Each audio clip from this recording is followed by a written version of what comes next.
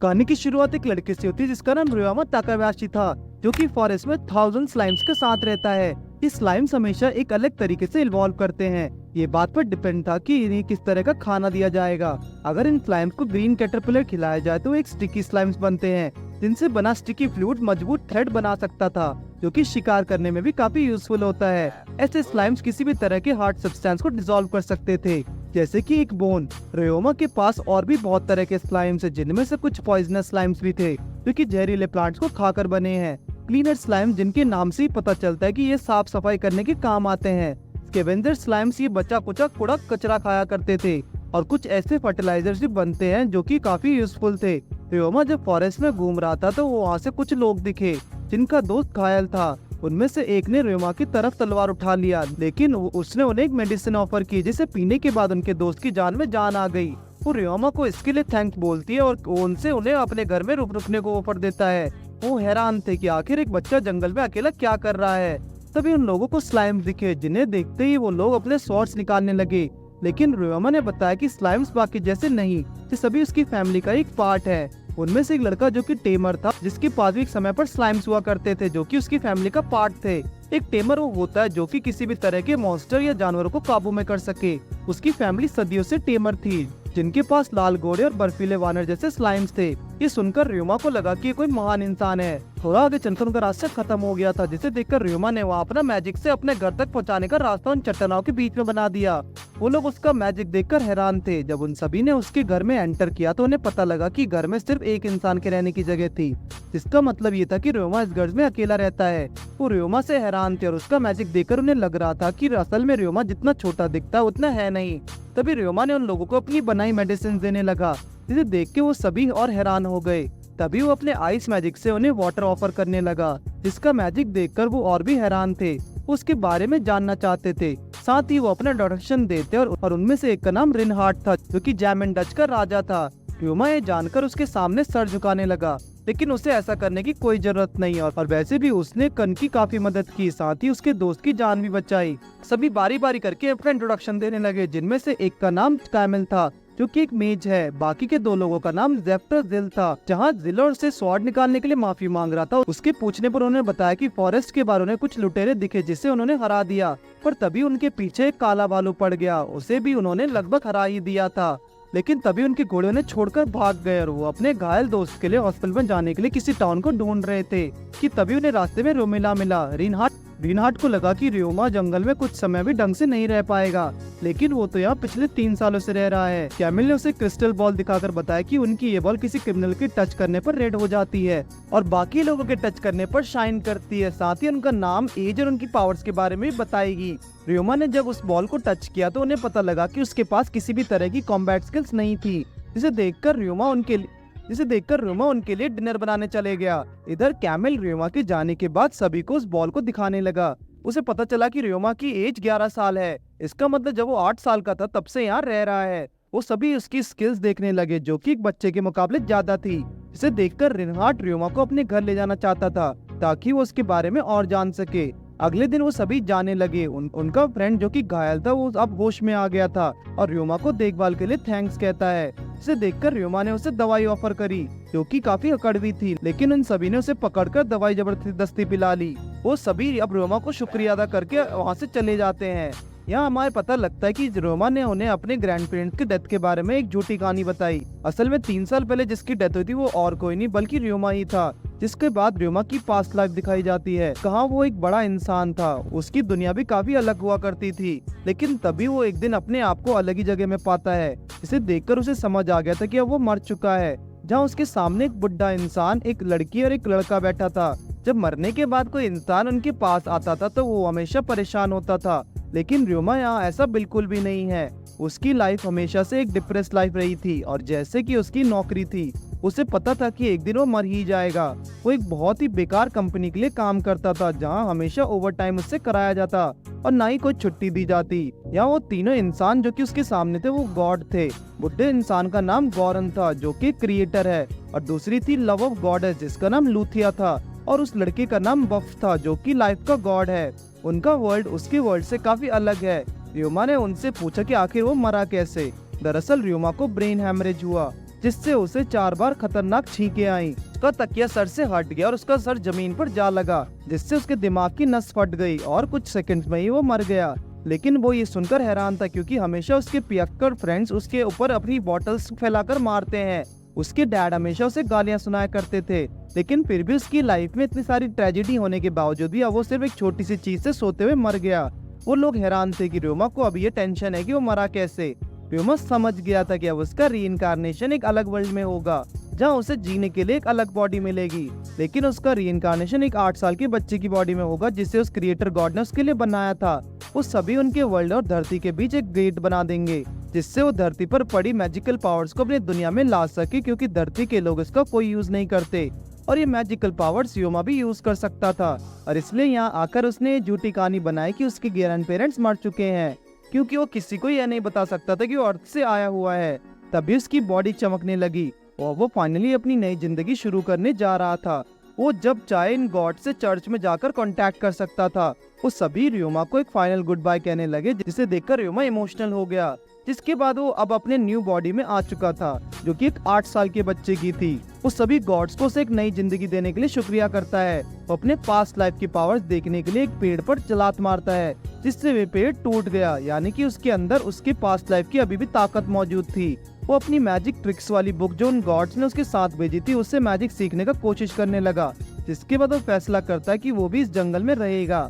वो यहीं रहकर स्लाइम्स के ऊपर रिसर्च करता रहा। उसे अब यहाँ रहते हुए स्लाइम्स पर रिसर्च करते हुए 3 साल हो गए हैं और अब उसे रिनहार्ट और उसके दोस्तों से मिले 2 हफ्ते हो गए। तभी वहाँ उसे रिनहार्ट और उसके बाकी दोस्त दिखे, साथ ही उनके एक लड़की भी थी, जिसे देखकर उसके गाल लाल हो गए।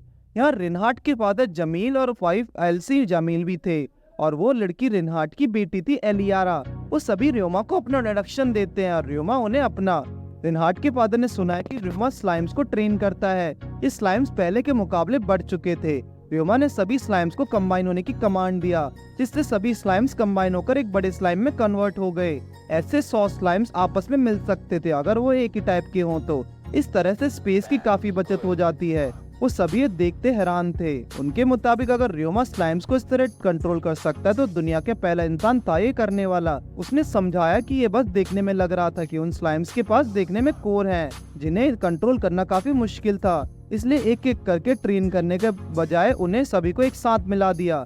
रिनहार्ट की वाइफ अब ये देखकर हैरान थी, क्योंकि रियोमा ने इन सभी को कंट्रोल करके एक बहुत ही बड़ा रहस्य सुलझा दिया था, जो कि काफी सारे टेमर्स नहीं कर पाए। वो चाहती थी कि रियोमा टेमर्स को ज्वाइन कर ले और उनको ये सारी चीजें सिखाए। रिनहार्ट ने उसे एक चीज गिफ्ट किया। उनके यहाँ आने का एक और रीजन था।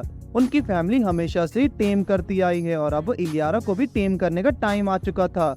रियोमा ने उसे एक जगह बताई जहाँ वो एक स्लाइम पकड़ सकती थी, लेकिन फिर भी उसने कुछ तरह के स्लाइम्स के बारे में अपनी बुक्स में पढ़ा था और उसके पास जो स्लाइम थे वो कुछ अलग ही हैं। रियोमा ने उन स्लाइम्स को इंट्रोड्यूस किया, जिनमें से एक था स्कैवेंजर स्लाइम, दूसरा था क्लीनर स्लाइम, जो कि किसी भी तरह की सफाई कर सकते थे। उसने उन लोगों को एक गंदे कपड़ों को स्लाइम्स के अंदर डालकर उसे साफ करके दिखाया। साथ ही अपना हाथ भी स्लाइम के अंदर डाला और साफ किया।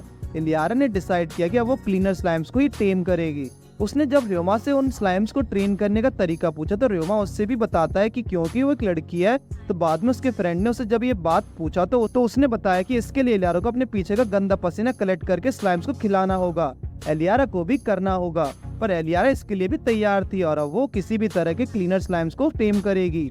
एलियारा नहाने चली गई और अपने पीछे का गंदा पसीना एक बास्केट में कलेक्ट कर लिया। वीडियो स्लाइम्स को ढूंढने निकलते हैं। काफी देर बाद उन्हें क्लीनर स्लाइम्स मिला, जिसे देखकर रियोमा को भी याद आया कि कैसे सालों पहले उसने भी अपना एक पहला स्लाइम पकड़ा था। रिनहार्ट की वाइफ को पूछने पर रियोमा ने बताया कि एक जगह रहने और ना रहने के अपने अपने फायदे हैं। वो सभी एक नए टाउन की ओर जा रहे थे, तो वो रियोमा से भी साथ चलने को पूछने लगे।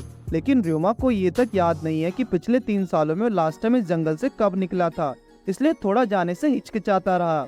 इलियारा ने उसे जब अपने ट्रिप्स के एक्सपीरियंस के बारे में बताया तो जहाँ उसने काफी अलग चीजें देखी थी और उसने नए दोस्त भी बनाए। ये सुनकर उसे भी अब जाने का मन करने लगा और वो उन लोगों के बर्डन नहीं बनना चाहता था, लेकिन जाने के लिए तैयार था। ये देखकर वो काफी खुश हुए। वो रियोमा को अपना सामान उनके आइटम बॉक्स में रखने के लिए कहने लगे, लेकिन यहाँ रियोमा के पास तो अपने खुद का ही एक आइटम बॉक्स था, जिसे जानकर वो और भी हैरान थे कि उसने इतनी कम उम्र में ये मैजिकल स्किल सीख लिया है।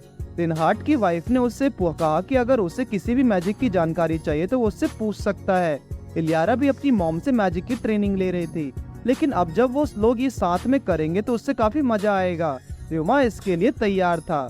अब तक उसने सिर्फ वही मैजिक सीखा था जो कि उन गॉड्स की दी हुई बुक में लिखा हुआ था, लेकिन अब उसे कुछ नया सीखने को मिलेगा। वो अपना पिछले 3 सालों में कलेक्ट किया हुआ सारा सामान अपने आइटम बॉक्स में डालने लगा। वहाँ उसने इन गॉड्स की स्टैचू भी रख दी थी। वो अगर चाहे तो अपने साथ इन्हें भी ले जा सकता था, लेकिन अगर उसे जरूरत पड़ेगी तो नया स्टैचूज बना ही लेगा। अगली सुबह सभी लोग जाने के लिए तैयार थे। रोमा अपने घर के दरवाजा लॉक करके निकल पड़ा। तभी उसने वहाँ उन लोगों का मैजिक देखा और हैरान हो गया, क्योंकि उसने अपनी लाइफ में ऐसा मैजिक कभी नहीं देखा था। रोमा सारे एलिमेंट्स को यूज कर सकता था, अर्थ, वाटर, फायर एंड आइस, लेकिन रिनहार्ट उसे बताता कि जो सारे एलिमेंट्स होते हैं वो किसी भी एक एलिमेंट को मास्टर नहीं कर पाते। जिसे सुनकर वो स्माइल करने लगा। उन्हें लगा कि रोमा उनकी बात का मजाक में ले रहा है, लेकिन उसने बताया कि उसकी ग्रैंड मदर भी उससे ऐसी ही बात किया करती थी। ये तब की बात है जब वो हीलिंग मैजिक और अल्कामी ट्राई किया करता था, लेकिन अभी के लोगों को उस मैजिक में कोई इंटरेस्ट नहीं था। वो अल्कामी मैजिक की मदद से मिनरल वाटर को रॉक सॉल्ट में निकाल सकता था ताकि उस पानी को पिया जा सके। धीरे धीरे उन सभी का सफर चलता रहा था। तभी अचानक एक जगह पर एक आकर तेज बारिश होने लगी। जब रिनहार्ट ने बाहर निकलकर देखा तो वहाँ तूफान की वजह से उनका रास्ता ब्लॉक हो चुका था और दूसरे रास्ते से जाने में काफी समय लग जाएगा। और वैसे भी यहाँ के लोग लुटेरे भी रहते हैं, तो उन्हें यहाँ से जल्दी निकलना होगा। रिनहार्ट ने फैसला किया कि वो अपने अर्थ मैजिक से इस रास्ते को साफ करेगा। र्यूमा भी ये देखकर बाहर आने के लिए अपना रेनकोट पहनने लगा, जो कि उसके स्टिकी स्लाइम्स ने बनाए थे। रिनहार्ट के फादर को उसके रेनकोट देखकर उससे बिजनेस करने का आइडिया आया। वो सभी वहाँ 2 अलग अलग मैजिक को करना चाह रहे थे बारिश ब्लॉक करने के लिए, लेकिन र्यूमा सिर्फ एक बैरियर लगाकर बारिश रोक देता है। र्यूमा उन्हें अपने मैजिक से वहाँ के पड़े मिट्टी में से कुछ ब्लॉक्स बनाकर दिखाने लगा और स्लाइम्स की मदद से हटाकर भी। अगले सुबह वो सभी र्यूमा को थैंक्स करने लगे, क्योंकि उन्हें भी नहीं लगा था कि ये काम इतनी जल्दी हो जाएगा। रिनहार्ट की वाइफ खुशी से र्यूमा को अपने गले लगा लेती है। इस तरह से अगले 3 दिन तक सफर चलता रहा और फिर सभी अपनी मंजिल माइनिंग टाउन पहुँच गए। र्यूमा फाइनली 3 साल जंगलों में बिताने के बाद अब इस टाउन में आया, इस नए वर्ल्ड सिली फॉल में। हालांकि इसे माइनिंग टाउन कहा जाता है, लेकिन काफी सालों से टाउन में भी माइनिंग नहीं हो रही थी और रिनहार्ट यहाँ यही देखने आया था कि उसे किसे माइन को चलाने देना है और किसको अब कम प्रोडक्टिविटी के कारण बंद करना है। र्यूमा सभी के साथ चर्च जाने वाला और अपना सतुरा बोर्ड को लेने, जो कि इस वर्ल्ड का आधार आईडी कार्ड की तरह है। इससे लोगों को अपने स्किल्स और स्टेटस के बारे में पता लगता है। अंदर उसे एक लड़की मिली जो कि उसके रूम में ले जाकर उसे को एक स्टेटस बोर्ड देती है और यहाँ कुछ स्टेप्स थे जो कि उसे फॉलो करने हैं। उसने र्यूमा को स्टेटस बोर्ड रखकर क्रिस्टल बॉल को टच करने के लिए कहा। उसके क्रिस्टल बॉल टच करते ही बहुत तेज रोशनी निकली। तभी वो 3 गॉड्स उसके सामने आए। र्यूमा को लगा कि कहीं वो दोबारा मर तो नहीं गया, लेकिन उन्होंने बस र्यूमा को दिमाग को थोड़े समय के लिए यहाँ खींच लिया था।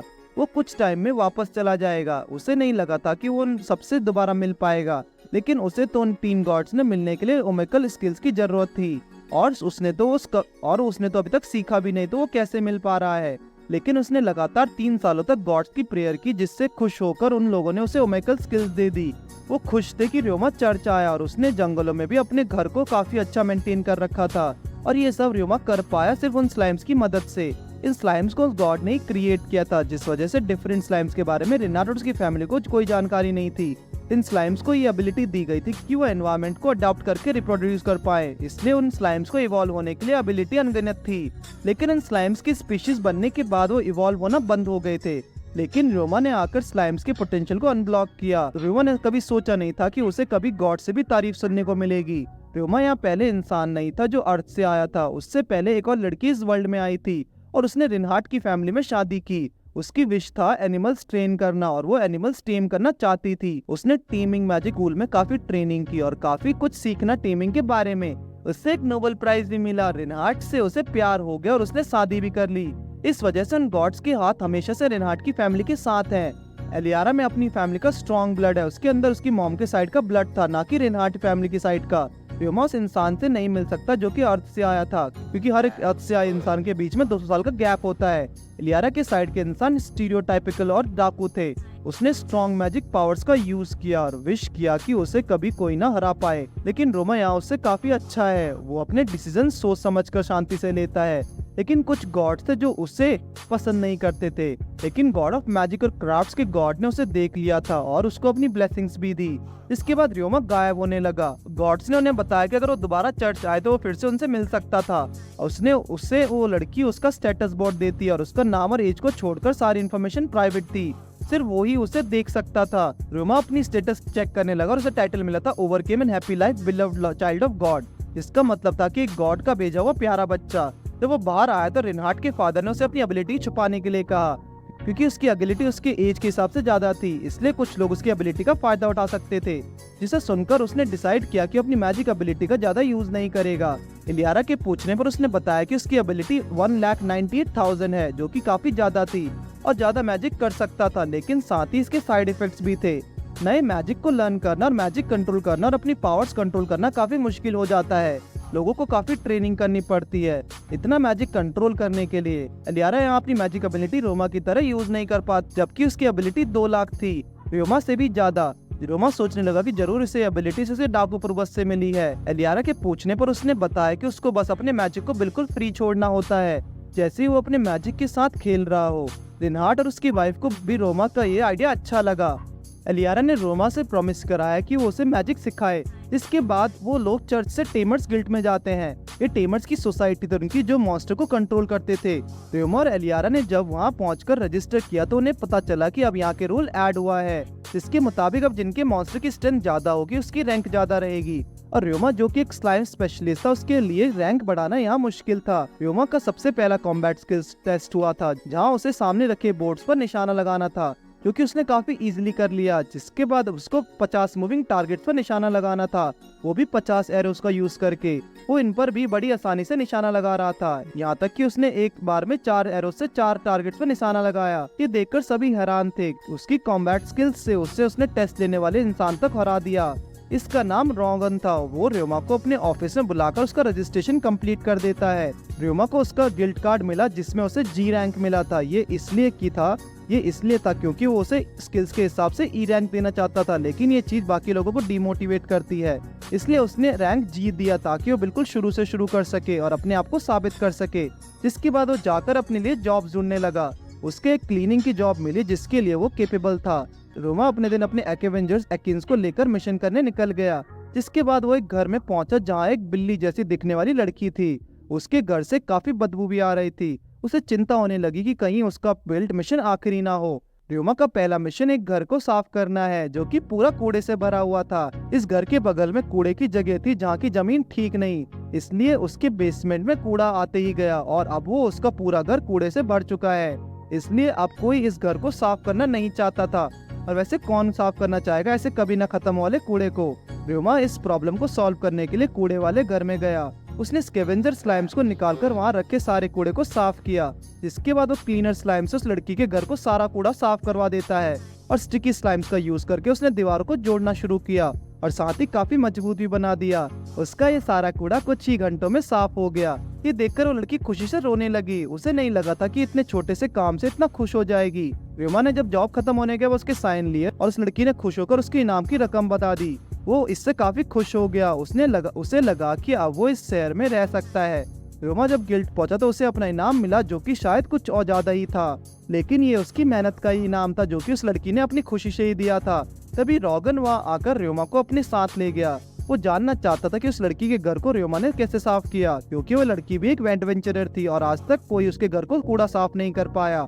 लेकिन रोमा ने तो बस कुछ स्लाइम्स और अपने मैजिक का यूज करके ऐसा किया था। रॉगन रोमा को एक काम देना चाह रहा था। रोमा समझ गया कि रॉगन अब उससे कॉमरेड टॉयलेट साफ करवाना चाहता है, क्योंकि उसने जॉब बोर्ड पर देखा था और इस काम के लिए गवर्नमेंट कोई पैसा नहीं देती, जिसके कारण अब टॉयलेट की ये हालत हो चुकी थी। टाउन की इनकम भी कुछ समय से गिरती आ रही है और कॉमरेड टॉयलेट को साफ करने का काम उन लोगों को दिया जाता था जो झुग्गी झोंपड़े में रहते थे, लेकिन गवर्नमेंट ने उन्हें काफी कम पैसे दिए और घटिया बहाने बनाए कि वो लोग ढंग से काम नहीं कर रहे। और भले ही किसी को कितनी भी जरूरत क्यों ना हो, कोई भी इतने कम पैसों के लिए काम नहीं करना चाहता। यही वजह है कि उस टॉयलेट को कोई साफ नहीं करता। रोमा ने उन टॉयलेट्स को साफ करने के लिए मान गया।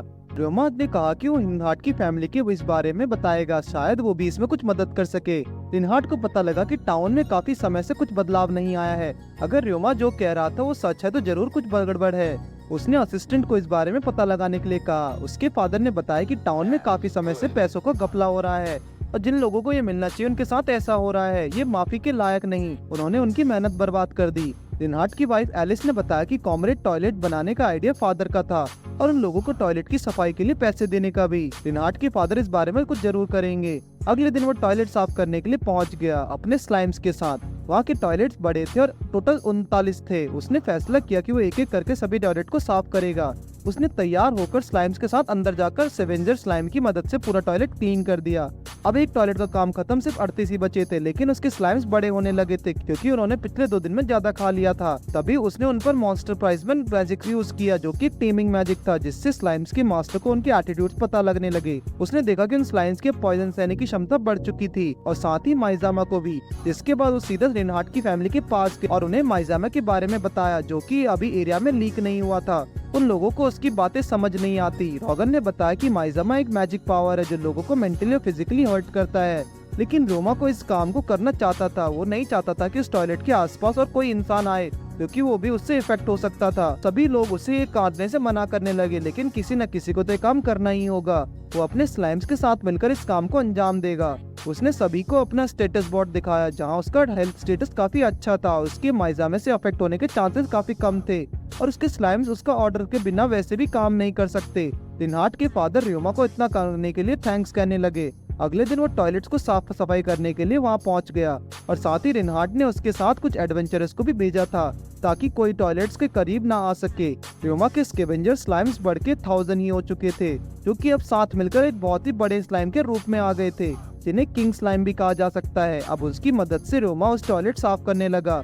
बाहर रिनहार्ट की फैमिली उसके लिए खाना और दवाई लेकर आई थी, जिसे एडवेंचरर्स ने रियोमा को दिया, लेकिन उसे अभी भी काफी काम करना था, इसलिए वो कोई ब्रेक नहीं ले सकता।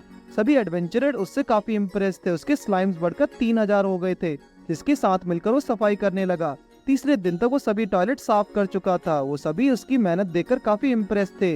वॉगर ने रोमा को रेस्ट करने के लिए कहा। उसने काफी अच्छा काम किया, जिसे उसके पैसे मिलेंगे। सुबह होने पर रोमा अपनी पिछली जिंदगी को याद करने लगा, जहाँ अभी वो सुबह शाम तक काम करके आता तो उसकी मॉम उसका स्वागत करती। भले ही वो कितना लेट है, लेकिन उसकी मॉम उसका हमेशा स्वागत करती रहती। लेकिन एक दिन वो मर गई और उसके आंसू तक नहीं गिरे। उसने कभी नहीं सोचा था कि उसके साथ ऐसा हो जाएगा। तभी रोमा ने बाहर गेट खोलकर देखा तो पूरी जमील फैमिली उसके घर में स्वागत करती है। इसे देखकर वो काफी इमोशनल हो गया, क्योंकि ऐसा सिर्फ पहले ही उसकी मॉम किया करती थी। वो भी उसे देखकर इमोशनल हो गए। उसे जो चाहिए था आज उसे किसी के रूप में मिला है। जिसके बाद सभी लोग उसे गुड नाइट कहकर चले गए। उसकी लाइफ इस वर्ल्ड में काफी अच्छी बीत रही थी और साथ ही इस चीज के लिए वो उन गॉड्स को शुक्रगुजार था। अगले दिन इलियारा खाना बना रही थी। रोमा इस रास्ते के लिए बैठा था और आज का पूरा खाना इलियारा ने बनाया था। वो चाहती थी कि रोमा उसे मैजिक यूज करना सिखाए। उसने आज रोमा से रिक्वेस्ट करने के लिए ही खाना बनाया था। सभी को उसका बनाया खाना काफी पसंद आया। रोमा भी सेवा से उसकी अटैक टाइप मैजिक सीखना चाहता था, जिसके बाद वो सभी मैजिक सीखने आए थे।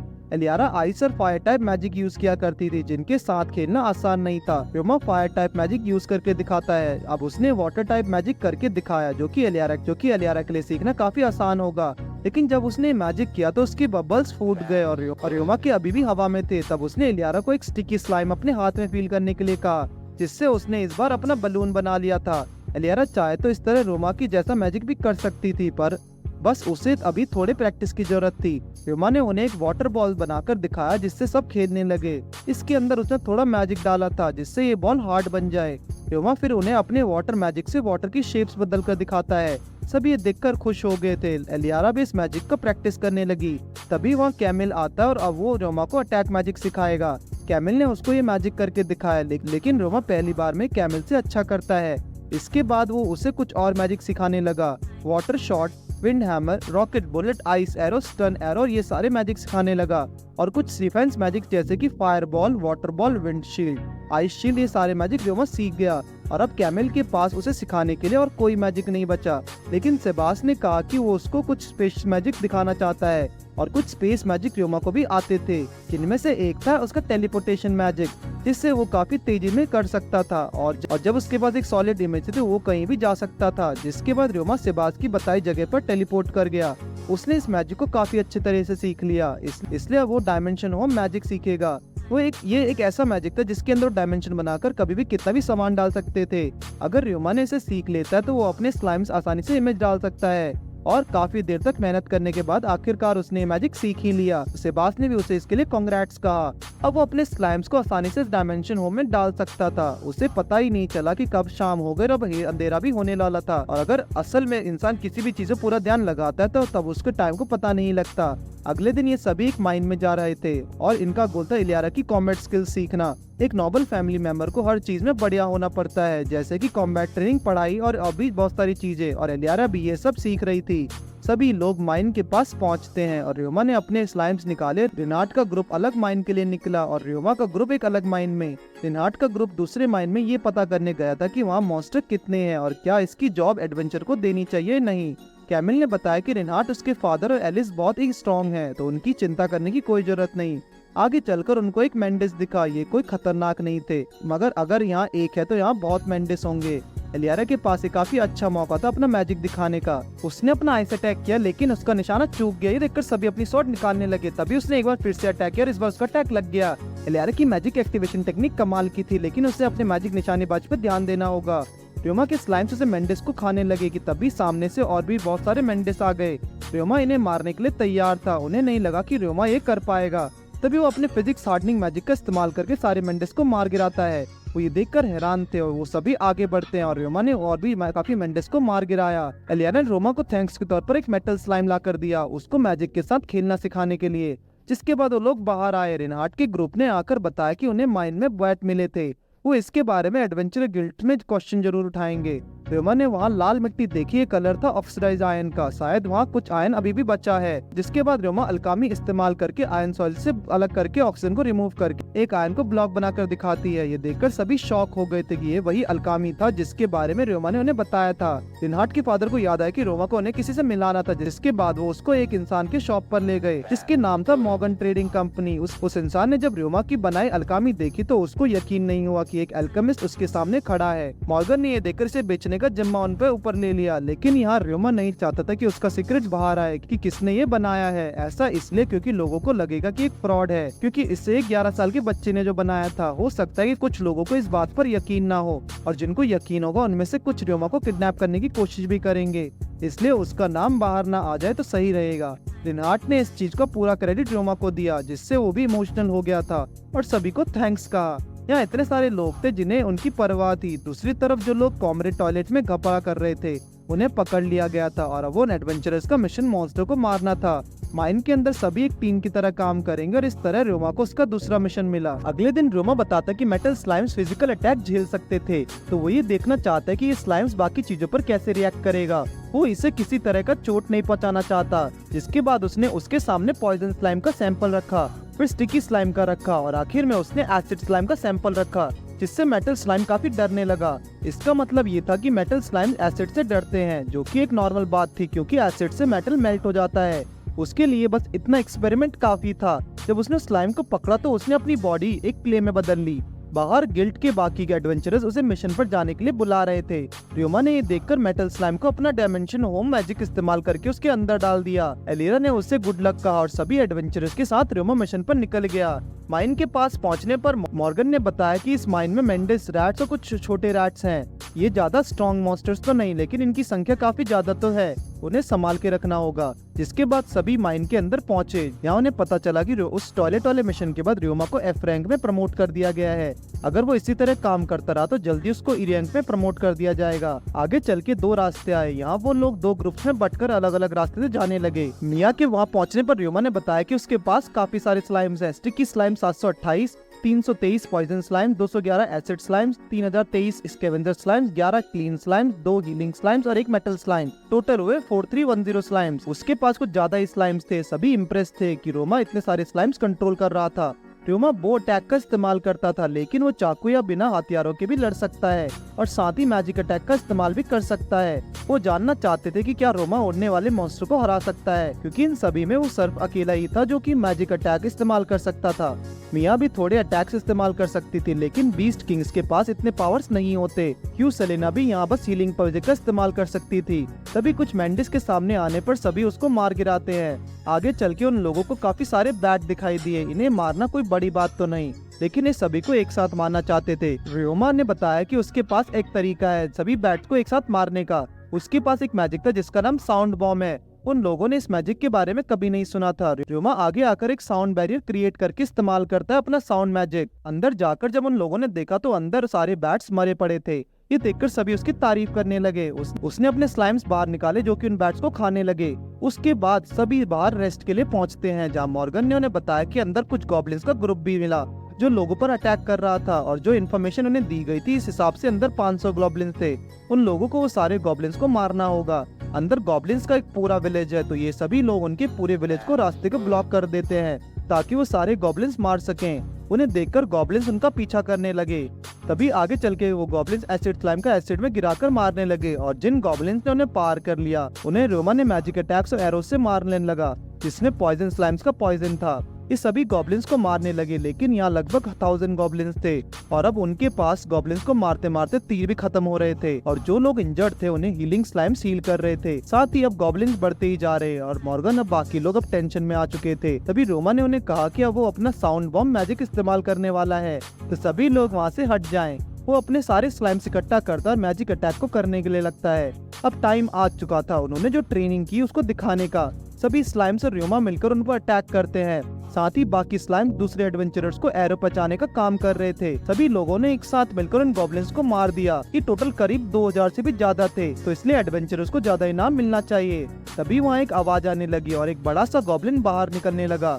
रोमा ने देखकर अपने स्लाइम को आवाज मारता है। उसके सारे स्लाइम्स ने उस गॉब्लिन्स पर अटैक किया। अगले सीन में हम देखते कि सभी गॉब्लिन्स मर चुके थे और रोमा अपने स्लाइम्स की मदद से सभी एडवेंचरर को साफ कर रहा था। उसके इस तरह के स्लाइम्स को किसी ने भी आज तक पहले से नहीं देखा। रोमा को तो कपड़े धोने का बिजनेस कर लेना चाहिए, अच्छी कमाई होगी उसकी। बाहर आने पर सभी ने देखा कि ये स्लाइम्स हाई लेवल पर हीलिंग मैजिक इस्तेमाल कर रहे थे, जो कि कमाल की बात थी क्योंकि उसके स्लाइम्स अब इवॉल्व हो रहे थे। सभी गांव वाले रोमा को शुक्रिया करने लगे गॉब्लिन्स को मारने के लिए। बाकी एडवेंचरर्स कहने लगे चाहे ये बच्चा ही क्यों ना हो, काफी ताकतवर है। मॉर्गन ने सभी को रेस्ट करने के लिए कहा, उनके इनाम के पैसे उन्हें जल्दी मिलेंगे। वहाँ सभी देख के हैरान है कि रोमा इतने सारे मॉन्स्टर स्लाइम्स को कंट्रोल कर रहा था। टेमर्स गिल्ड में उसका अच्छा खासा नाम होना चाहिए, लेकिन रोमा ने यहाँ पे अभी ही रजिस्टर किया है। इस वजह से टेमर्स गिल्ड के पास उसका कोई रिकॉर्ड नहीं, और वैसे भी यहाँ रैंक बढ़ाने के लिए मॉन्स्टर कंट्रोल आना चाहिए। जिस तरह से वो सभी रोमा की पावर्स देख रहे हैं और बाकी लोग भी ये देख पाते, रोमा मन ही मन सोचने लगा कि उसकी लाइफ में कितनी अच्छी बीत रही है। वो यहाँ जिस भी इंसान से मिला सभी ने उसे इतना अच्छा बर्ताव किया। उसकी पूरी लाइफ अर्थ वाली लाइफ से बिल्कुल ही अपोजिट थी। शायद वो यहाँ के लोग और लाइफ के ऊपर काफी निर्भर हो रहा है। तभी मिया ने उसे कपड़े धोने का बिजनेस के बारे में फिर से कहा। रोमा भी ये सुनकर एक पल के लिए सोचने लगा।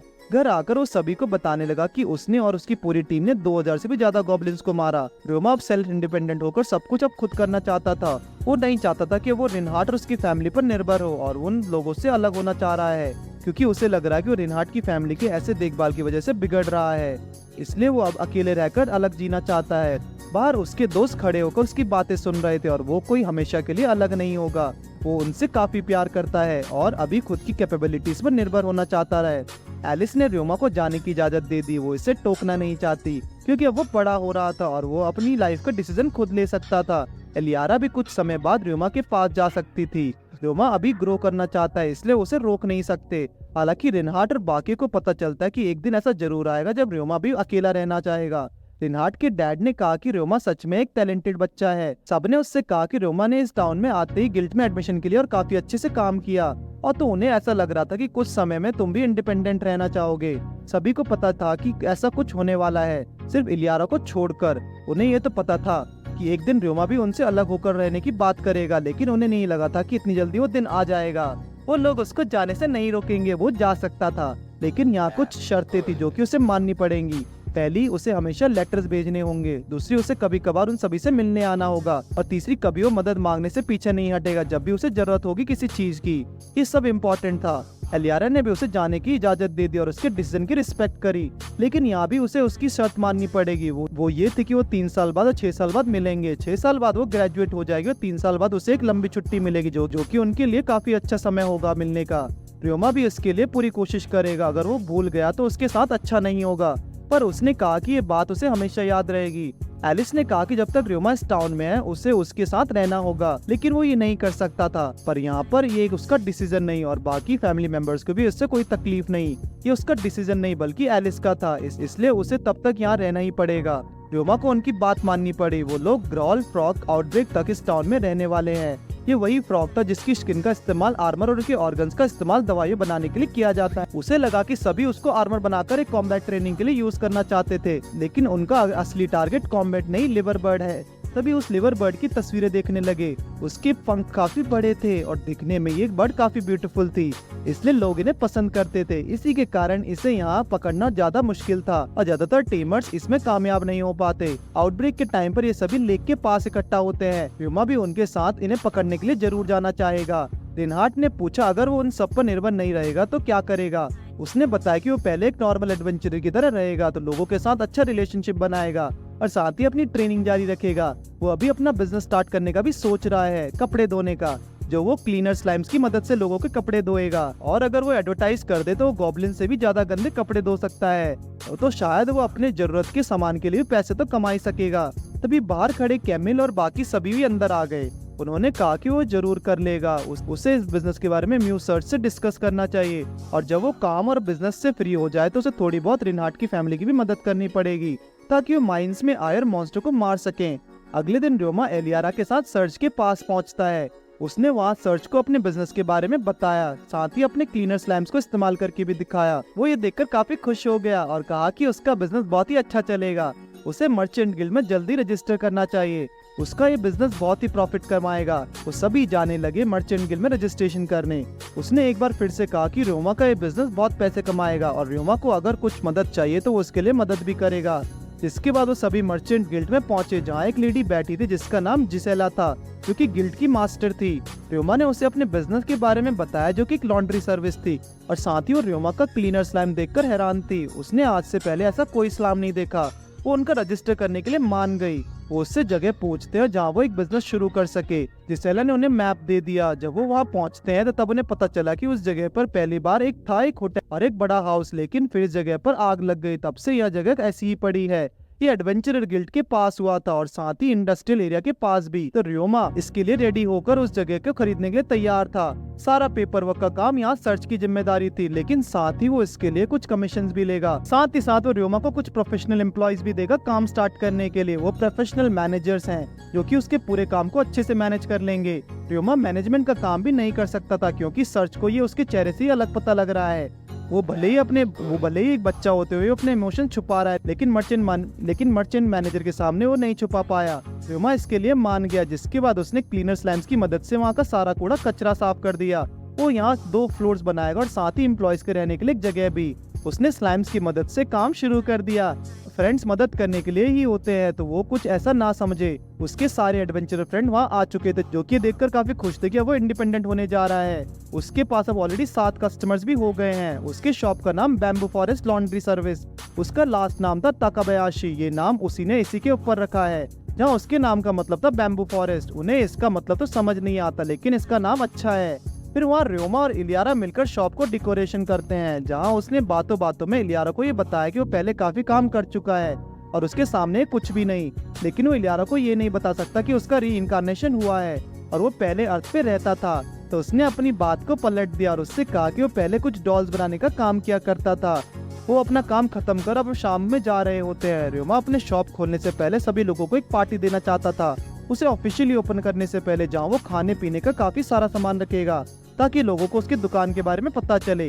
रास्ते में वहाँ चर्च दिखा। अंदर जाकर वो गॉड से मिला, लेकिन वहाँ सिर्फ गुफू था। बाकी के 2 गॉड्स उसके वर्ल्ड में मजे कर रहे थे और कुछ दिन पहले गुफू भी वहीं से घूम कर आया है। तभी उसकी बॉडी चमकने लगी, जिसका मतलब टाइम खत्म हो गया। जाने से पहले गुफू ने उसे बताया कि उसका माइंड उसकी यंगर बॉडी को अफेक्ट कर रहा है।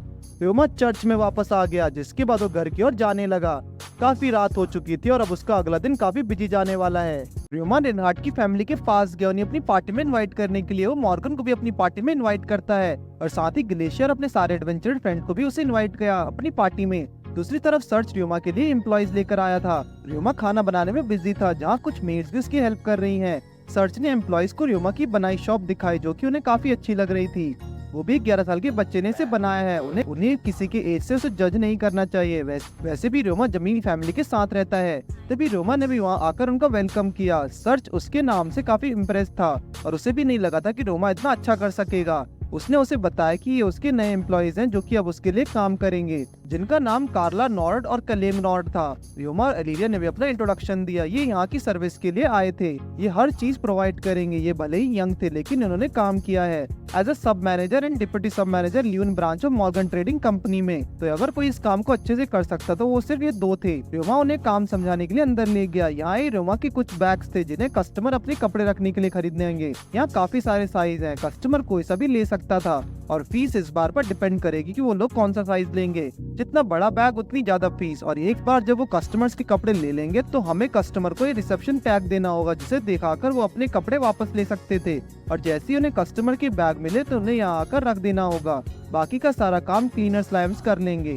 उन लोगों को इन स्लाइम्स के बारे में पता था, ये स्लाइम्स की एक नई ब्रीड है, लेकिन उन्हें इस पर डाउट था कि क्या स्लाइम सच में कपड़े साफ कर पाएंगे और साथ ही वो कपड़े साफ करने के बाद सुखाएंगे कहाँ पर। जिसके बाद रियोमा उन्हें अपने स्लाइम्स का काम दिखाने लगा। क्लीनर स्लाइम्स कपड़ों को धोता है, मेटल स्लाइम्स उसको प्रेस कर देते हैं। उन्हें बस कपड़ों को बैग में डालकर कस्टमर को देना था, लेकिन साथ ही वो थोड़ा कपड़ों को अपनी कंफर्मेशन के लिए चेक भी कर सकते हैं। इन स्लाइम्स को कपड़े देने के बाद उन्हें किसी भी चीज की चिंता करने की कोई जरूरत नहीं, क्योंकि कपड़ों को गंदगी साफ करना स्लाइम्स के लिए खाना खाने जैसा था। उनके पास रियोमा के लिए कोई भी सवाल नहीं बचा और वो सोचने लगा क्या उसके काम से नाराज हो गए हैं, क्योंकि ये काफी प्रोफेशनल थे। शायद इन्हें ये लगता होगा कि ये काम इनके लिए नहीं है। जिसके बाद रियोमा उनके लिए एम्प्लॉयज के लिए जगह दिखाने लगा। वहाँ मीटिंग रूम में एक मैनेजर ऑफिस था, साथ ही एक ब्रेक एरिया, रेस्टोरेंट था और एक किचन भी था। जिसके बाद रियोमा उन्हें उनके लिए एक रहने की जगह दिखाता है जहाँ उनके लिए सब कुछ मौजूद था। तभी वहाँ उसके कुछ एडवेंचरर फ्रेंड भी आ गए पार्टी के लिए। उसे काफी काम था तो उसने उन दोनों से हेल्प मांगी। जिसके बाद दिखाया जाता है कि सभी लोग पार्टी में खा पी कर पार्टी अच्छे से एंजॉय कर रहे थे। रियोमा सभी के सामने अपना स्पीच देने लगा, लेकिन साथ ही वो थोड़ा शर्मा रहा था। उसे अपनी पिछली जिंदगी याद आ रही थी जहाँ भी वो स्पीच दिया करता था, लेकिन कोई भी उसकी बातों पर ध्यान नहीं देता। उसने सभी को इस पार्टी में आने के लिए और उसका साथ देने के लिए शुक्रिया करा। उसने सभी को थैंक्स कहने के लिए ये सब बनाया था। रिनार्ड की फैमिली ने भी ड्रिंक पीते हुए उसको कांग्रेट्स कहा। दूसरी तरफ मॉर्गन गिसिलिया की बातों को बुराई कर रहा था, लेकिन गिलिसिया को भी उसकी बुराई करने लगी तो मॉर्गन ने उसे रोक लिया। उन्हें भी लग रहा था कि रियोमा का बिजनेस अच्छा चलेगा। गिलिसिया ने रियोमा को कुछ टिप्स तो नहीं दी, लेकिन अगर वो एडवाइस लेने आएगा तो मना नहीं करेगी। जिसके बाद रियोमा रिनहार्ड की फैमिली से खाने के बारे में पूछने लगा, लेकिन रियोमा को ये जानकर हैरानी हुई क्योंकि उसने तो ऐसा कुछ सर्व भी नहीं किया जो वो लोग नॉर्मली खाते थे। पर रिनहार्ड को देखकर उसे समझ आया कि महंगा खाना हर बार अच्छा नहीं होता। इधर जैप और मिया पेट भरकर खाना खाकर पड़े थे, लेकिन जैसे ही डेजर्ट आया वो फिर से खाने पर कूद पड़े। रियोमा ने कादिल और कैरल को मदद करने कहा और कल उसकी शॉप ओपनिंग का फर्स्ट डे है, तो वो चाहता कि वो लोग उसके साथ उसकी मदद करने के लिए वो प्रेजेंट हों। लेकिन अगर उन्हें दिक्कत हुई तो कोई बात नहीं। उन लोगों ने इस जॉब के बारे में काफी सोचा और वो रियोमा के साथ काम करने के लिए तैयार थे, जो कि काफी खुशी की बात थी। उन्हें लग रहा था कि रियोमा जमील फैमिली से बिलोंग करता है, लेकिन उसने बताया कि वो बस जमील फैमिली के साथ रहता है, उनका एक फ्रेंड बनके। वो उस फैमिली से नहीं है। सर्च को ये कंफ्यूजन पहले दूर करना चाहिए था, उन्हें अच्छे से रियोमा के बारे में बताकर। वो बस एक एडवेंचरर था, तो इसलिए वो चाहता था कि वो लोग उसके साथ नॉर्मली बिहेव करें। अब अगले दिन उसकी शॉप ओपन हो गई थी और रियोमा सोच रहा था कि कोई कस्टमर यहाँ आएगा भी या नहीं। जिसके बाद उसके एम्प्लॉयज वहाँ पर काम पर आ गए थे। रियोमा एडवेंचरर गिल्ड जा रहा था सभी को अपनी शॉप के बारे में बताने के लिए, क्योंकि उसे नहीं लग रहा था कि वहाँ कोई आने वाला है, लेकिन अगर कोई कस्टमर आएगा तो उन्हें उसके लिए तैयार रहना होगा। साथ ही अब एलियारा भी जा चुकी थी, जिसके बाद वो पहुंचा एडवेंचरर गिल्ड में, जहां उसे पता लगा कि सभी लोग वहां उसकी शॉप के बारे में पहले से जानते थे, क्योंकि वहां उसके एडवेंचरर फ्रेंड ने एक बोर्ड लगा दिया था कि रियोमा की शॉप खुल चुकी है। साथ ही वो पूरे शहर में एडवर्टाइज करने भी गए थे। जिसके बाद वो हर्ब्स कलेक्शन को जॉब ले लेता है, जिसके बाद माइन की पेट्रोलिंग का काम करते करते हर्ब्स इकट्ठा करके अपना इनाम लेकर अपनी शॉप में वापस पहुंचता है। तो वहाँ कस्टमर्स की भीड़ लगी थी, जिसे देखकर रियोमा भी खुद हैरान था। वो अंदर उनकी मदद करने के लिए चला गया, साथ ही स्लाइम से अपना काम कर रहे थे। सभी लोग अपने कपड़े जल्दी साफ पाकर बहुत खुश थे। उन लोगों ने भी आज काफी अच्छा काम किया। उसने कभी एक्सपेक्ट नहीं किया था कि पहले ही दिन इतने कस्टमर्स आएंगे। शायद उसको थोड़े और एम्प्लॉयज रख लेने चाहिए मदद के लिए। इसके लिए उसको मर्चेंट गिल्ड में बात करनी होगी। रियोमा गिसिलिया के पास जाकर उसे सोने कंडीशन के बारे में बताता है। वो समझ गई थी कि रियोमा यहाँ एम्प्लॉयज लेने आया है और उसका बिजनेस काफी सही चल रहा है। गिलिशिया ने उसे और एम्प्लॉयज देने के लिए हाँ कर दी। रिनहार्ड की फैमिली भी काफी खुश थी ये जानकर कि रियोमा का बिजनेस अच्छा चल रहा है। रियोमा को टाउन गार्ड्स के हेडक्वार्टर जाना चाहिए, वहाँ कपड़े भी बहुत महंगे हैं उसको धोने के लिए। जिसके बाद वो रेस्ट करने के लिए वहाँ से चला गया। उसे अपनी पुरानी लाइफ याद आने लगी जहाँ वो इतना काम करने के बाद थक जाया करता था, लेकिन अब वो कंफर्टेबल फील कर रहा है यहाँ काम करने के बाद। रियोमा की शॉप का सेकंड डे था और पहले ही दिन की तरह आज भी काफी लोगों की भीड़ लगी थी और सभी अपने अपने साफ कपड़े देखकर खुश दिख रहे थे। इसने रोमा ने ये देखते हुए गिल्ड चला गया जहाँ जाकर वो गिरिशा से मिलता है, क्योंकि आज उसे कुछ एम्प्लॉयज दिलाने वाली थी। गिरिशा ने सभी से मिलाया जहाँ काफी सारे लोग इकट्ठे हुए थे। उसने अंदर जाकर अपना इंट्रोडक्शन दिया जहाँ सच में कुछ ज्यादा ही लोग थे। रोमा बस ऐसी एम्प्लॉयज चाहता था जो कि बस उसके कपड़ों को बैग्स उठाकर उसे कस्टमर से बात कर सके। उन्हें बस कपड़ों का बैग उठाकर एक जगह से दूसरी जगह ले जाना था। ये कोई ज्यादा भारी काम नहीं था और साथ ही रोमा एक टीमर भी है, तो उसके शॉप में कुछ स्लाइम्स भी थे, तो वो चाहता था कि सभी लोग उससे और उसके स्लाइम्स को अच्छे से ट्रीट करें। सभी लोग सोच में पड़ गए, ये जॉब उनके लिए नहीं जिन्हें ये स्लाइम से नफरत है, ये उनसे डर लगता है। अगर ऐसा है तो वो सभी यहाँ से जा सकते थे, लेकिन साथ ही अगर उन्हें रोमा जैसे बच्चे के साथ काम करने से कोई दिक्कत थी तो वो भी जा सकते थे। ये सुनकर सभी लोग आपस में स्लाइम्स और रोमा के बारे में बात करने लगे और ये कहकर वो चले गए कि एक बच्ची के साथ भला कौन ही काम करना चाहेगा। लेकिन अभी दो लोग वहाँ रुके हुए थे, एक लड़की और एक बूढ़ा इंसान। उन दोनों को रोमा के साथ काम करने में कोई प्रॉब्लम नहीं थी। साथ ही अगर उनकी कुछ शर्तें हैं तो वो भी बता सकते थे। बुढ़ा इंसान का नाम फे था और लड़की का नाम लीलोंग जो कि उसकी बेटी थी।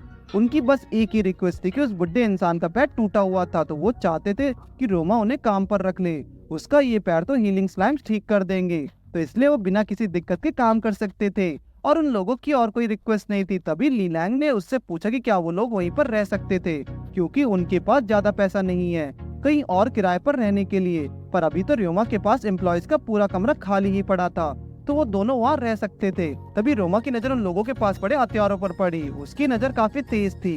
यहाँ रोमा को पता लगा कि वो दोनों असैसिन थे। रोमा को लगा कि वो दोनों यहाँ उसे मारने आए हैं। उन लोगों ने अब असैसिन का काम छोड़ दिया था। उनके बारे में ये बात गिलिशा को पता थी। वो भले ही बुढ़ी है लेकिन उनकी आंखें कमजोर नहीं। गिलिशा ने रोमा के साथ भी यही किया था। वो लोगों को अच्छे से पहचानती है, भले ही वो किसी और कंट्री के क्यों ना हो।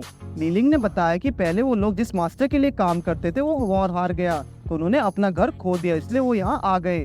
पैसे के लिए फे ने माइंस में काम किया, लेकिन वहाँ उसका पैर टूट गया। उन्हें आज तक कोई ऐसा पहचान नहीं पाया।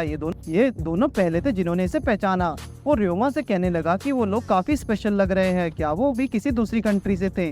लेकिन दिखने में तो लोग काफी कुछ उनके जैसे ही थे, लेकिन असल में तो रोमा दूसरी कंट्री से बल्कि दूसरी दुनिया से था। वो उन्हें जॉब पर रखने के लिए मान गया। वो उनके पास जाने के बाद उन्हें रखने के लिए तैयार था, क्योंकि गिल्ड मास्टर गेसिलिया उन्हें यहाँ लेकर आई थी, तो उसे उनसे कोई प्रॉब्लम नहीं। साथ ही रोमा के एम्प्लॉयज के साथ कुछ कुछ बॉडीगार्ड्स की भी जरूरत पड़ेगी, तो उन्हें कभी कभी उसके लिए बॉडीगार्ड्स का भी जॉब करना पड़ेगा, लेकिन उन्हें उससे कोई दिक्कत नहीं। दोनों ने हाथ मिला लिया। इस बिजनेस का फ्यूचर बहुत ब्राइट है, तो उन्हें जी जान लगाकर मेहनत करनी होगी। साथ ही अब वो रोमा के साथ काम करने वाले थे, तो इन्होंने अब ये हथियार हर जगह के ले जाने बंद करने होंगे। उन दोनों को हथियारों के बिना अजीब सा लगता था, तो वो अपनी असैसिनेट हैबिट नहीं छोड़ने वाले। जिसके बाद रोमा उन दोनों को अपनी शॉप में लाकर दिल और कैरल को इनसे इंट्रोड्यूस कराता है। वो सभी वहाँ अच्छे से काम करने लगे। शॉप क्लोजिंग का टाइम आ ही गया। उन लोगों ने काफी अच्छा काम किया। आज कल से भी ज्यादा कस्टमर आए थे। आज वो बहुत ही खुश लग रहे थे। शायद कुछ दिनों तक ये काम इसी तरह नेक्स्ट लेवल चलेगा। इसी के साथ आज जो लोग आए थे उन लोगों ने और भी एक काम को शॉप के बारे में रिकमेंड किया, जो देखकर उसने दोनों को आज की साइज कैलकुलेट करने के लिए कहा। जिसके बाद वो फे और लीलिंग को एक अलग कमरे में ले गया। वहाँ जाकर उसने अपना डायमेंशन वो मैजिक इस्तेमाल किया और उसमें से हीलिंग स्लाइम्स निकाले। ये देखकर वो भी हैरान थे। उसने बताया कि हीलिंग स्लाइम्स है जो कि किसी भी चोट को हील कर सकते थे। और तभी फे का पैर ठीक हो गया और दोनों बड़ी ही खुशी से रोमा का शुक्रिया करने लगे। फे के पास ये ठीक कराने के लिए पैसे नहीं थे। इनके पास बचे पैसे इन्होंने अपनी कंट्री के गार्ड्स को दे दिए, ताकि ये लोग वहाँ से किसी और जगह भाग सकें। इनके पास सिर्फ एक ही रास्ता था, या तो अपनी जान बचा ले या फिर पैसे, इसलिए अभी यहाँ यही आए हैं। रोमा फिर उन्हें उनका कमरा दिखाने लगा, जो देखकर वो काफी खुश हो गए थे। कार्ला रोमा को अपनी शॉप की सेल्स दिखाते, जो कि कल से काफी ज्यादा थी, इसलिए उन्होंने सलाह दिया कि रोमा को भी अब उनसे दूसरे टाउन में भी कुछ ब्रांच खोल लेनी चाहिए, क्योंकि ये बिजनेस बहुत ही ज्यादा प्रॉफिटेबल था। रोमा को लगा कि शायद ये कुछ ज्यादा जल्दी होगा, लेकिन यही सही होगा उसके बिजनेस के लिए। साथ ही रोमा को किसी ऐसे पर्सन के ढूंढना होगा जिस पर वो ट्रस्ट कर सके, तभी वो लोग अपनी दूसरी ब्रांच खोल पाएंगे। रोमा ने कहा कि वो इस बारे में जरूर सोचेगा। साथ ही उसने बताया कि फी और लीलैंग को आर्मी एक्सपीरियंस है, तो इसलिए वो दोनों बॉडीगार्ड्स का भी काम करेंगे, तो उनके लिए सैलरी में भी हर चीज जरूर इंक्लूड की जाए। ये सुनकर दोनों खुश हो जाते हैं। जिसके बाद वो एलियारा से मिला, जहाँ वो भी अपने स्कूल के कामों से काफी बिजी थे। उसके पास रोमा की शॉप में मदद करने के लिए टाइम ही नहीं मिला, लेकिन कोई बात नहीं, क्योंकि उसने अब एम्प्लॉयज हायर कर लिए थे। अगले दिन स्टोर में कल की तरह ही बहुत सारे कस्टमर्स आए थे। उनकी शॉप काफी अच्छी चलने लगी। सभी एम्प्लॉयज ने काफी अच्छा काम किया, इसलिए रोमा उन्हें पिज्जा बनाकर उनको सरप्राइज देता है। वो भी काफी खुश थे। साथ ही गिल्ड के भी एडवेंचरर जो कि उसके फ्रेंड्स, वो भी आज अपने कपड़े साफ कराने के लिए आए थे। वो भी रोमा की सेल्स देखकर काफी खुश थे। इसी तरह आज तीसरा दिन भी गुजर गया उनकी शॉप का, और आज की सेल्स को कल से 1.5 गुना ज्यादा थी। रोमा ये देखकर काफी खुश था और उनका बिजनेस काफी अच्छा चलने लगा था। उसे अब कुछ और एम्प्लॉयज भी रख लेने चाहिए। उसके लिए उसे एक फिर से गिल्ड में बात करना होगा। साथ ही रोमा कुक भी काम पर रखना चाहता, लेकिन उनकी जरूरत क्या है। पर रोमा ने कहा कि सभी बिजी रहते हैं, फिर ये अच्छा होगा कि सभी को रोज का खाना मिले। सभी खुश थे कि रोमा अपने एम्प्लॉयज को काफी अच्छा ट्रीट करता है। जिसके बाद वो गिनीशा के पास पहुंचा। उसे एक बार फिर से एम्प्लॉयज चाहिए। उसे इस बार 2 लोग और साथ ही एक कुक भी चाहिए। ये काफी इंटरेस्टिंग था, क्योंकि आमतौर पर वर्कर्स ही खाना बनाया करते हैं, लेकिन उसे एक प्रोफेशनल चाहिए जो उनके लिए अच्छा खाना बना सके। साथ ही गणेशा इसका भी ध्यान रखे कि वो यहाँ उन्हीं लोगों को ले जाए जिनको रोमा के स्लाइम्स के साथ काम करने में कोई प्रॉब्लम ना हो। अगले दिन गणेशा ने रोमा को एम्प्लॉयज से मिलाया, जिसका नाम था फीना, मारिया और जेन। ये तीनों एक ही विलेज से आए थे। वहाँ एक और लड़की थी, सेल्मा, ये कुक थी। इन लोगों को रोमा के साथ काम करने में कोई दिक्कत नहीं है, बस रोमा को इन्हें ही हाँ कहना था। रोमा ने खुशी से सभी को हाँ कर दिया। उसका बिजनेस काफी अच्छा चल रहा था, तो गणेशा ने उसे दूसरे टाउन में अपने ब्रांचेस खोलने के लिए कहने लगी। रोमा को लगा कि काफी जल्दी होगा, लेकिन गणेशा चाहे तो आज ही शुरू कर सकती थी। इसके बाद दिखाया जाता है कि रोमा की शॉप काफी अच्छी चल रही थी। सेल्मा भी लाजवाब खाना बनाती थी। 8 एम्प्लॉयज रखने की वजह से उसके पास अब काफी सारा खाली टाइम बच गया, तो उसने सोचे कि शायद अब उसे गिल्ड में जाकर उसको जॉब ले लेनी चाहिए। रिनहार्ट की फैमिली दूर से उसे देख रही थी। उन्हें पता था कि रोमा ये कर लेगा, लेकिन वो इतना अच्छा कर लेगा उन्हें नहीं सोचा था। उसके लिए इस टाउन में रहना ही ज्यादा सही रहेगा। अगले दिन रोमा सर्च के सामने बैठा होता है। उसकी शॉप काफी अच्छी चल रही थी, तो वो सर्च को थैंक्स करने आया था अपने एम्प्लॉयज देने के लिए, और अब उसने काफी सारे एम्प्लॉयज रख लिए थे, तो वो अब शॉप पर बिना रहे भी अपनी शॉप चला सकता था। सर्च ने यहाँ रोमा को एक और बिजनेस के बारे में बताने के लिए बुलाया था। वो उन लोगों को मेटल ब्लॉक्स और स्टिकी स्ट्रिंग्स प्रोवाइड कर रहा था, लेकिन वो चाहते थे कि रोमा उन्हें एक वाटरप्रूफ कोट भी प्रोवाइड करे। सर्च ने उसे पूछा कि क्या उसने ग्रिल फ्रॉग का नाम सुना है। उन फ्रॉग्स को आर्मर बनाने में यूज किया जाता है, साथ ही उनके ऑर्गन से मेडिसिन भी बनाई जाती है। ये ग्रिल फ्रॉग कुछ लेक्स के पास भी मिलते हैं, इसलिए काफी सारे एडवेंचरर्स उन्हें पकड़ने के लिए लेक की तरफ निकलते हैं, और इसी वजह से उनके लिए वाटरप्रूफ कपड़े और चीजें काफी पॉपुलर होंगी इस समय पर।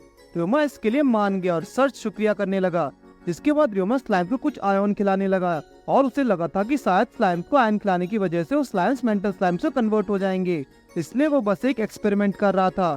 रोमा अब माइंस में एंटर करता वाटरप्रूफ फैब्रिक बनाने के लिए, जिसके लिए सर्च ने उससे कहा था। एलियारा भी उसके साथ माइन में जाने लगी। वो लोग माइन में पहुंचे और एलियारा यहाँ माइंस में अपने वायलिन प्रैक्टिस करने आई थी, ताकि किसी को उसकी वायलिन बजाने से तकलीफ ना पहुंचे।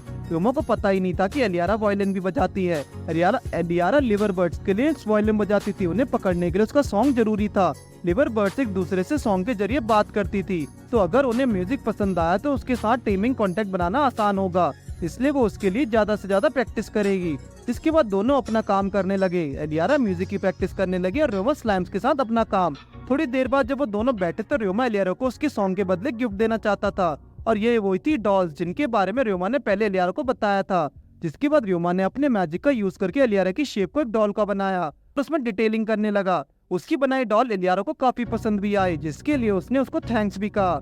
इसके बाद रोमा ने रिनहार्ट और उसकी पूरी फैमिली के लिए डॉल्स बनाई, जो कि दिखने में काफी अच्छी और डिटेल्ड थी। इसमें जमील फैमिली के सारे लोग, यहाँ तक कि सिबास और मेड भी थी। सभी उसे देखकर उसकी तारीफ करने लगे और उसको थैंक्स कहा। एलियारा को ये अपने साथ अपने स्कूल ले जाने चाहिए। ऐसा करने पर उसे स्कूल में उसकी फैमिली की कभी महसूस नहीं होगी। एलियारा चाहती थी कि रोमा अपने भी एक डॉल बनाकर उसे दे, क्योंकि वो उसे भी अपने साथ ले जाना चाह रही थी। जिसे सुनकर रोमा भी खुश हो गया। अगले दिन रोमा अपनी शॉप पर गया, लेकिन काम काफी अच्छा चल रहा था, तो उसने सारा काम एम्प्लॉयज को ही संभालने दिया और माइंस में अपना काम करने चला गया। उसके फैब्रिक्स बनकर तैयार थे, बस अब सूखने का वेट करना था। तो उसके पास खाली टाइम था, जिससे देखकर वो स्लाइम्स को साथ हैंड कॉम्पैक्ट ट्रेनिंग करने का सोच रहा था, क्योंकि उसे ये ट्रेनिंग काफी समय से नहीं गई थी। वो स्लाइम्स के साथ ट्रेनिंग करने लगा। ट्रेनिंग के बाद उसकी नजर उस स्लाइम से पड़ी जिसे आयन खिला रहा था। वो स्लाइम्स के साथ ट्रेनिंग करने लगा। ट्रेनिंग के बाद उसकी नजर उस स्लाइम पर पड़ी जिससे वो आयन खिला रहा था बहुत समय से। उसका कलर देखते ही देखते चेंज हो गया। ये बाकी मेटल स्लाइम्स की तरह नहीं था, ये थोड़ा इससे अलग था।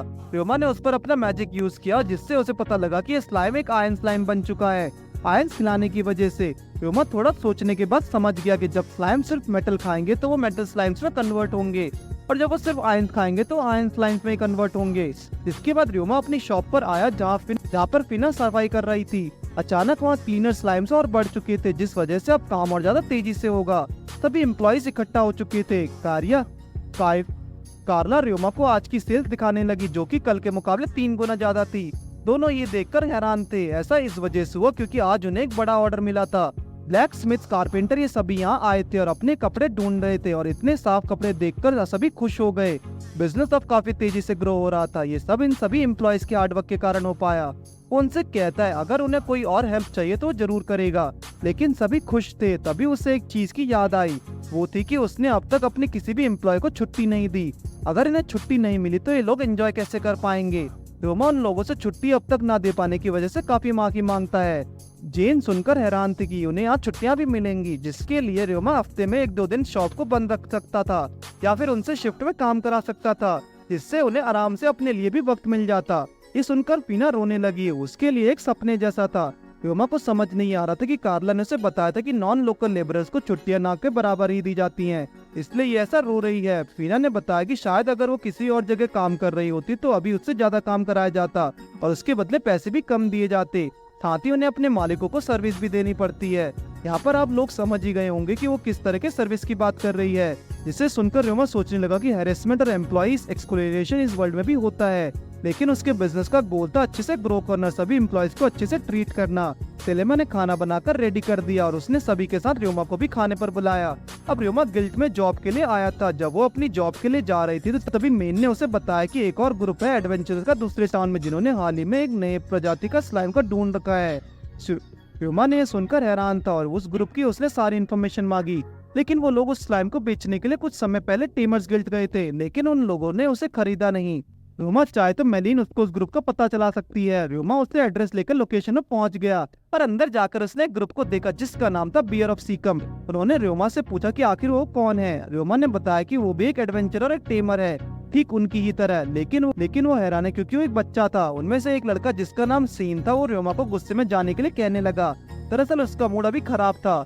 र्योमा ने उनसे उस सारे स्लाइम्स के बारे में पूछा जिससे उन लोगों ने अभी तक कुछ समय से पकड़ रखा था, लेकिन बेच नहीं पाए। सीन ने उसे गुस्से में पकड़ लिया। उसे लग रहा था कि र्योमा उसका मजाक उड़ा रहा है, लेकिन ज्यादा पीने की वजह से वो गिर गया और उसके साथी उठाकर उसको ले गए। का लीडर र्योमा के वहाँ आने से वहाँ पहुँचने लगा। र्योमा यहाँ उनके स्लाइम्स को खरीदने आया था और उसने कहा कि वो अलग अलग प्रजाति के स्लाइम्स को इकट्ठा कर रहा है और उन पर स्टडी करता है, तो इसलिए वो स्लाइम्स खरीदना चाहता था। उनका लीडर बताता है कि उनके पास एक ऐसा रेयर स्लाइम तो है, लेकिन कोई उनसे खरीदना ही नहीं चाहता। र्योमा स्लाइम देखकर ये डिसाइड करेगा कि उन लोगों को कितने पैसे देने हैं। अगर स्लाइम अच्छा हुआ तो ज्यादा पैसे भी दे देगा। उसने जैन और स्लाइम को देखा तो वो रेड कलर का था। ये देखकर उसने स्लाइम खरीद लिया और उन लोगों को थोड़े पैसे जरूर दिए, लेकिन उन्हें ये पैसे ज्यादा लग रहे थे, तो वो इसलिए उसे नहीं लेना चाह रहे थे। लेकिन उन्होंने र्योमा की मदद करी एक रेयर स्लाइम को ढूंढने में, तो ये उनके लिए उसकी तरफ से था। उसने कहा कि अगर उन्हें ज्यादा पैसे कमाने हैं तो हर साल लेक्स के पास आने वाले ग्रिल फ्रॉक्स को पकड़ने चाहिए। उसके पार्ट्स को उन सभी को काफी अच्छे पैसे मिल सकते हैं। उसने उन लोगों को अपने शॉप के बारे में बताकर अपने शॉप का एडवर्टीजमेंट भी करवा दिया, जिसके बाद वो जाकर उस स्लाइम से कॉन्ट्रैक्ट बनाने लगा और उसे पता लगा कि एक ब्लडी स्लाइम था। र्योमा ने उसे एक मॉन्स्टर के पास रखा और स्लाइम उसका खून पीने लगा और उसकी बॉडी के अंदर चला गया। र्योमा का ये स्लाइम मॉन्स्टर को खाने का काम आ सकता था। उसे ये देखकर बहुत अच्छा लगा। दूसरी तरफ गॉड्स र्योमा को देखकर खुश थे, यहाँ कितनी तरक्की कर रहा है, और साथ ही वो दिल से इतना अच्छा इंसान भी था। वो ये देखकर खुशी से रोने लगे। अगले दिन एलियारा र्योमा के साथ टेमिंग मैजिक की ट्रेनिंग करने आई है। एलिस ने पूछा कि टेमिंग मैजिक का आखिर नेचर क्या होता है। एलियारा ने बताया कि टेमिंग मैजिक जो इंसान यूज करेगा वो मॉन्स्टर के साथ एक कॉन्ट्रैक्ट बना लेगा, जिससे वो उसकी हेल्प करे और फिर टेमर और मॉन्स्टर एक दूसरे से बात कर पाएंगे। आज वो लोग शेयर्ड सेंसेशन म्यूजिक यूज करने वाले हैं, जिससे वो लोग सेंसेशन शेयर करके इन्फॉर्मेशन पा सकते थे अपने मॉन्स्टर से। इससे उन्हें पता भी लग जाएगा कि उनका मॉन्स्टर खतरे में है। इस समनिंग मैजिकल कॉन्ट्रैक्ट मॉन्स्टर के साथ मैजिकल फोर्स यूज करके बनाया जाएगा। शेयर्ड सेंसेशन को इस्तेमाल करने के लिए उन्हें एक्सपीरियंस बनाना होगा। जितना क्लोज वो अपने मॉन्स्टर के साथ रहेंगे उतना ही इफेक्टिव होगा। लेकिन आज वो अपनी ट्रेनिंग इन मॉन्स्टर के साथ शुरू करेंगे। स्लाइम के साथ अपनी सेंसेशन शेयर करना कितना इफेक्टिव होगा ये कहा नहीं जा सकता। अगर स्लाइम के साथ वो अपनी सेंसेशन शेयर भी कर लेंगे तब भी उन्हें कुछ नहीं दिखेगा और उन्हें कुछ सुनाई नहीं देगा, स्मेल भी नहीं आएगी और ना ही कोई टेस्ट। इसके बाद दोनों ने अपनी ट्रेनिंग बर्ड्स के साथ शुरू की। वो लोग उन बर्ड्स के साथ कॉन्ट्रैक्ट बनाने लगे और अब उनके पार कंसंट्रेट करना था। र्योमा कुछ ही देर में बर्ड्स की आंखों से देखने लग गया। ये काफी हार्ड मैजिक था, लेकिन र्योमा ने तो इसे बड़ी आसानी से सीख लिया। रिनहार्ट ने अब र्योमा को अपनी आंखें बंद करके कंसंट्रेट करने के लिए कहा। र्योमा तब भी उसे बड़ी आसानी से बिना किसी दिक्कत के कर पा रहा था, लेकिन दूसरी तरफ एलियारा को इसे करने में काफी दिक्कत आ रही थी। र्योमा को इस मैजिक के बारे में पहले से ही काफी नॉलेज था, इसलिए वो इसे इतनी अच्छे से कर पा रहा था, पर एलियारा को कुछ भी पता न होने के बावजूद भी वो उसके एक्सपीरियंस के मुकाबले काफी सही कर रही थी और दोनों ने ही ये मैजिक काफी अच्छा किया। लेकिन एलियारा इसमें अभी भी कमजोर थी। जब र्योमा ने पहली बार वर्चुअली रियलिटी गेम चलाया था तब भी उसे थोड़ी दिक्कत हुई थी। ये मैजिक थोड़ा सा उस गेम जैसा ही था। एलियारा भी इसे कुछ समय में सीख ही लेगी। र्योमा का ये फर्स्ट टाइम था स्लाइम्स के अलावा किसी और चीज पर इस मैजिक का इस्तेमाल करना। उसे फिर भी कुछ अलग महसूस नहीं हुआ, शायद उसके पास बर्ड्स टाइप एम्पलीट्यूड ही था। रिनहार्ट ने बताया कि हर ट्रेनिंग मैजिक का एक एम्पलीट्यूड होता है।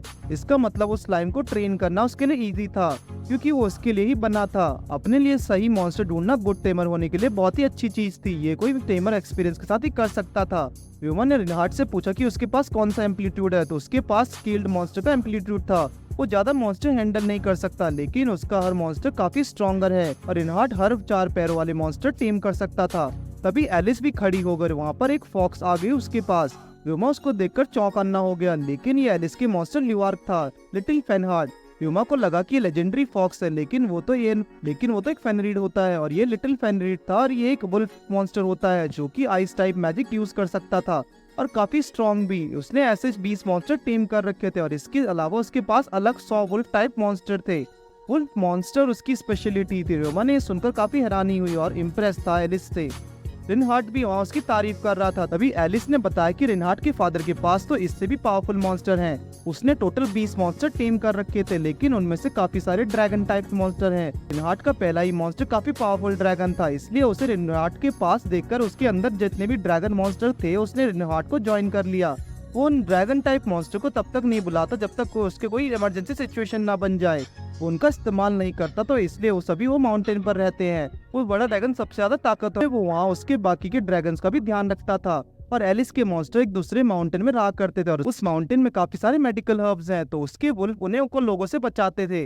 अब ब्रेक टाइम खत्म हुआ। वो लोग फिर से अब ready the share sensation practice करने के लिए जाते हैं, जिसके बाद र्योमा बताने लगा कि उसने मैजिकल माइन में रहकर ट्रेनिंग करी थी और वो अब वाटर प्रूफ फैब्रिक भी बना लेता है, रिसर्च को दे देता है। जिसके बाद र्योमा गिल्ड के एडवेंचरर्स के साथ बैठा था, जो कि उसे कहता है कि ग्रिल फ्रॉग जल्दी ही आने वाले थे, तो कुछ समय ही वो लोग उन्हें पकड़ सकते थे। पर यहाँ पर मिया जानना चाहते थे कि र्योमा ने जो मॉन्स्टर को मारते वक्त कपड़े पहने थे वो उसने कहाँ से खरीदे। उन्हें फ्रॉग हंट करने के लिए कुछ अच्छे कपड़े चाहिए। र्योमा ने बताया कि मॉर्गन ट्रेडिंग कंपनी से उसको ये कपड़े मिले थे। वहाँ जाकर उन एडवेंचरर्स को सर्च से मिलना होगा, वो इन लोगों को कपड़े दे देगा। तो सुनकर सभी निकल जाते हैं सर्च के पास जाने के लिए। रात में रिनहार्ट र्योमा को बताता कि वो लोग परसों निकलने वाले हैं लिवर बर्ड्स को पकड़ने के लिए। र्योमा भी एलियारा की तरह बर्ड्स के सॉन्ग से जारी बात करने के लिए गिटार की ट्रेनिंग करने लगा। अब वो दिन भी आ गया जब रिनहार्ट की फैमिली को उस बर्ड को पकड़ने के लिए निकल गई। रास्ते में चलते हुए उन्हें बियर स्कम का ग्रुप दिख सकता है। वो लोग र्योमा को थैंक्स कहने लगे, उसे यहाँ की जगह के बारे में बताने के लिए।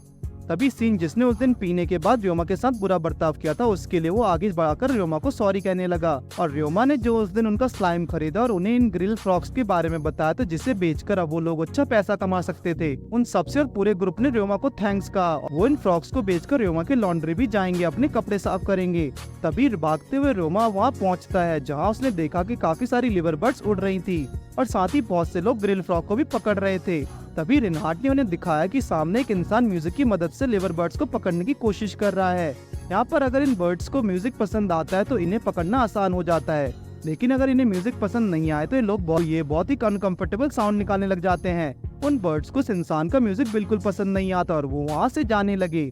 तभी वो ये देखकर उनको पकड़ने के लिए स्वॉर्ड निकाल लेता है, जो देखकर वो बर्ड्स गुस्से में उन पर विंड मैजिक से अटैक करने लगी। वो ये देखकर भागने लगा और र्योमा और बाकी लोग उसे वॉल से बचाने लगे। लेकिन तभी बर्ड्स ने अजीब सा साउंड निकालना शुरू कर दिया, जिससे सभी को तकलीफ होने लगी और र्योमा को छोड़कर। र्योमा समझ गया कि इसके पीछे जरूर एक बर्ड है और उसने उस पर साइलेंट मैजिक यूज किया है और वो बर्ड वहाँ से चली गई। उसे समझ नहीं आया कि उस बर्ड ने ऐसा क्यों किया। सभी के कानों में दर्द होने लगा, क्योंकि र्योमा को तो उसकी आवाज से कुछ नहीं हुआ। वो बर्ड और कोई ऑर्डिनरी बर्ड नहीं थी, वो एक डार्क बर्ड थी जो सिर्फ कभी कभी आती है। वहाँ कुछ लोग तो इससे बेहोश भी हो चुके थे। र्योमा को तभी याद आता है कि उसके पास मेंटल ब्रेन रेजिस्टेंस स्किल है, इसलिए उसे कभी कुछ नहीं हुआ। उन लोगों को मिलकर इसका घोंसला ढूंढना चाहिए। अब पता नहीं वो वापस आएगी भी या नहीं। दूसरी तरफ र्योमा की शॉप का अब एक क्लोज करने का वक्त आ ही गया था। इधर ये सभी लिवर बर्ड का इंतजार कर रहे थे। तभी इलियारा ने कहा कि वो लोग जल्दी अलग होने वाले हैं। रोमा को ये सुनकर समझ नहीं आ रहा था कि उसको अब क्या बोलना चाहिए। वैसे उसने एक नोवेल पढ़ी थी जिसमें कैरेक्टर ने उस पर ऐसे सिचुएशन के बारे में लिखा था, लेकिन उसे याद नहीं आ रहा था कि उसमें क्या लिखा था। तभी पिक्चर से एलिस ने आकर उससे कहा कि ऐसा नहीं है, कि वो लोग कभी एक दूसरे को नहीं देख पाएंगे। रोमा ने भी शर्माते हुए कहा। तभी जोइस ने उसे इलियारा को हक करने के लिए कहा। रोमा शर्मा गया था। यहाँ तो जोइस को ये सब करने से रोकना चाहिए, लेकिन उसने कहा कि उसने ये सब देखने में मजा आता है। और यहाँ रिनहार्ट ये सब सुनकर गुस्से में लाल हो रहा था। जोइस रोमा को दिखाने लगा कि उसे किस तरह से हक करना होगा इलियारा को, जो देखकर रोमा गुस्से में भूंसा मारता है, क्योंकि इलियारा ये सब करने से काफी अनकंफर्टेबल हो जाएगी। तभी उसकी नजर इलियारा पर पड़ी, जो कि ये देखकर शर्मा रही थी और वो भी हैरान था कि ये कैसा रिएक्शन है इलियारा का। तभी वहाँ पर लिवर बर्ड्स का झुंड फिर से आ गया। तभी इलियारा देखकर उन बर्ड्स को अपना म्यूजिक सुनाने लगी, जिससे वो बर्ड्स उनके पास आकर बैठ गए। अब जल्दी उसे उनके ऊपर उन्हें टेमिंग मैजिक का इस्तेमाल करना होगा, जिसके बाद उन बर्ड्स के साथ कॉन्ट्रैक्ट बनाकर पूरे 9 बर्ड पकड़ती है। अब रोमा ने भी ये देखकर अपना गिटार निकाला और वो भी उन बर्ड्स को पकड़ने वाला है। इसी के साथ इस सीरीज का पहला सीजन यही एंड होता है।